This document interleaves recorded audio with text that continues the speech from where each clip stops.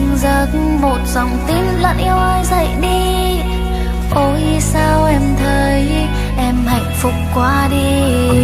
Từ khi anh bên em cảm thấy cuộc sống em bình yên. Chỉ thế thôi là đủ rồi. Anh ơi hãy cầm chân tay em sẽ đưa anh đi vòng quanh cả thế giới, tới những nơi ta chưa từng đi. Và em thích cảm giác anh ôm em từ phía sau, rồi thì thắm tay em nói rằng anh thích em.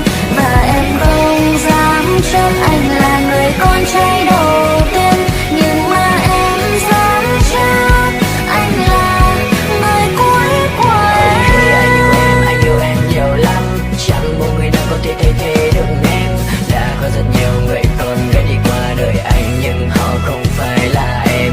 Họ không thể nào cho anh được hạnh phúc, họ không thể nào làm anh cười như em. Em dấu yêu ơi đừng đi đâu nhé em, vậy còn ngày anh yêu chỉ có